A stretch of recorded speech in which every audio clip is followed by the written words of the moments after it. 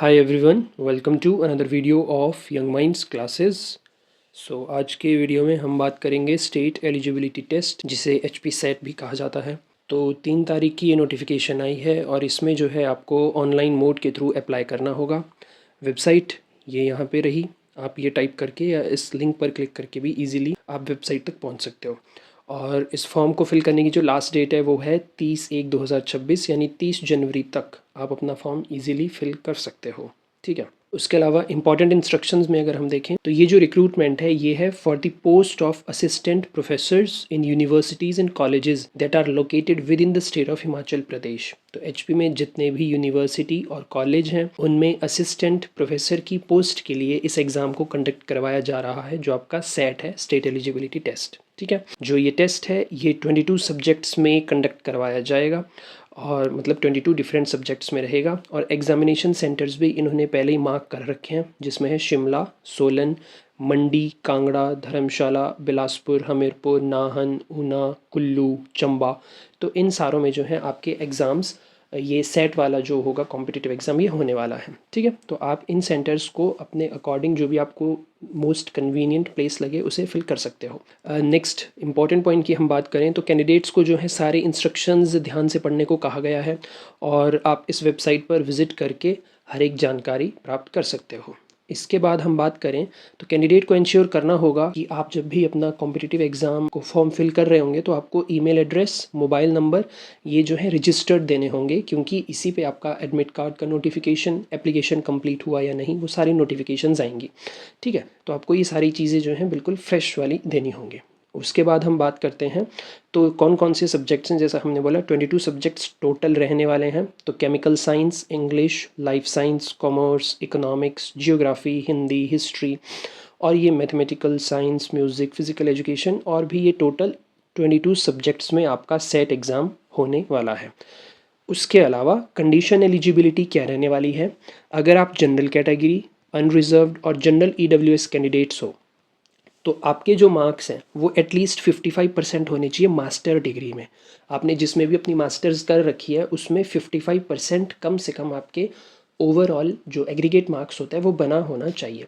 और अगर आप शेड्यूल कास्ट हो हिमाचल के, या शेड्यूल ट्राइब हो, या अदर बैकवर्ड क्लास जो नॉन क्रीमी लेयर वाली ओबीसी है, उनको 50% यानी 5% का जो उनको रिलैक्सेशन है, तो आपके एटलीस्ट मास्टर डिग्री में 50% मार्क्स होने ही चाहिए। ठीक है, मिनिमम। उसके बाद हम बात करें तो qualifying masters degree final year वाले जो स्टूडेंट्स हैं वो भी इस एग्ज़ाम को आराम से दे सकते हैं बिना किसी झिझक के। लेकिन रिज़ल्ट जो है और अवेटेड है तब भी आप दे सकते हो, बट एक चीज़ ध्यान रखनी होगी कि आपको जो है सप्ली नहीं आनी चाहिए।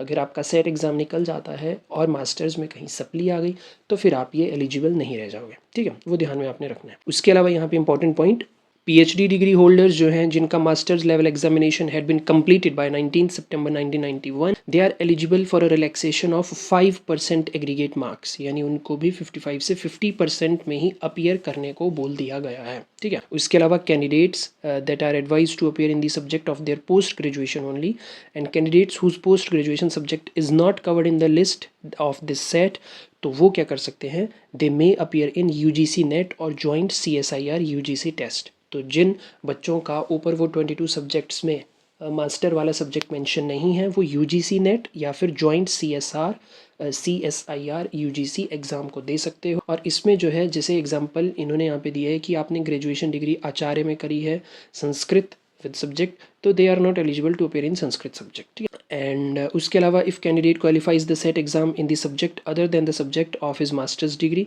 Then he will not be responsible for that. तो ऐसा नहीं होगा कि आपने मास्टर्स किसी में करी और सेट एग्जाम किसी और सब्जेक्ट का दे दिया और आप निकाल भी लेते हो तो यू वोंट बी एलिजिबल। ठीक है, ये आपने चीज़ ध्यान में रखनी है।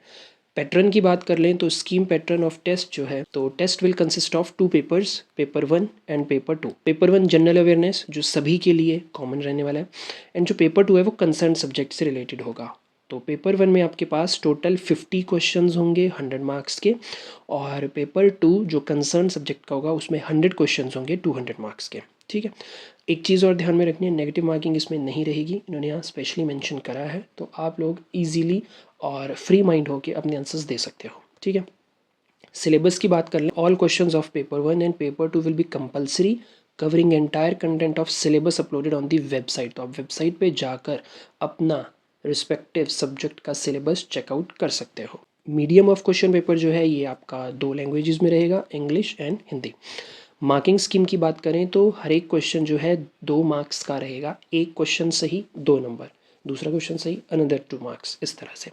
And there is no negative marking for incorrect response. तो आप सारे ही क्वेश्चंस भी इजीली अटेम्प्ट कर सकते हो। And no marks will be given for an unanswered और अनअटेम्प्टेड क्वेश्चन, ठीक है। So if question is found to be incorrect and the same is dropped और स्क्रैप्ड, तो अगर कोई क्वेश्चन पेपर में ही गलत आया है तो उसका ग्रेस मार्क्स आप सभी को मिलेगा, वो सभी कैंडिडेट्स को मिलेगा। इन्होंने यहाँ पे इजीली मेंशन करा है और रीज़न जो है वो ह्यूमन एरर या टेक्निकल एरर कुछ भी हो सकता है, ठीक है। तो ये चीज़ इन्होंने पहले ही क्लियर कर दी है, चलो अच्छा है। अब बात कर लेते हैं examination fee and mode of payment. तो अगर आप जनरल कैटेगरी से हो आपको 1150 रुपये, 1150 रुपये जो है वो फ़ी पे करनी होगी। और आप जनरल कैटेगरी के हो but you have EWS certificate, OBC non creamy layer के हो तो 600 रुपये देने होंगे। और अगर आप SC ST या BPL कैटेगरी से बिलोंग करते हो या फिर PWD भी हो तो ये वाले सारे EWS BPL ये सारे इंक्लूडेड होके सिर्फ 325 रुपये ही फ़ी आप लोगों को अपने एग्ज़ाम के लिए पे करनी होगी। मोड ऑफ पेमेंट ऑनलाइन रहेगा, पता है फॉर्म फिल ऑनलाइन होना है तो आप ऑनलाइन ईजिली जो है पेमेंट कर सकते हो, ठीक है। तो इसी के साथ हमारा आज का वीडियो यहीं पे कंप्लीट होता है। अच्छा एक पॉइंट और रह गया, a candidate who does not appear in paper 1 will not be permitted to appear in paper 2। तो आप ऐसा नहीं होगा कि पेपर 1 स्किप कर दिया और पेपर 2 आपने दे दिया, so that won't be fair. वो चीज़ आपकी मानी नहीं जाएगी, मान्यता नहीं होगी, तो ये बात भी आपने ध्यान में रखनी है, ठीक है। नेगेटिव मार्किंग नहीं है, हमने पहले डिस्कस कर लिया। And SET qualified candidates shall become eligible to apply for the post of assistant professor and college cadre only in universities and colleges that belong to state of Himachal Pradesh. तो आप set exam दे के हिमाचल प्रदेश की ही university में आप assistant professor लगोगे। All over India ये exam अभी applicable नहीं है। क्लियर हो गया इतना, ठीक है जी। तो बस यही था आज के लिए, मिलते हैं नेक्स्ट वीडियो में। टिल देन जय हिंद।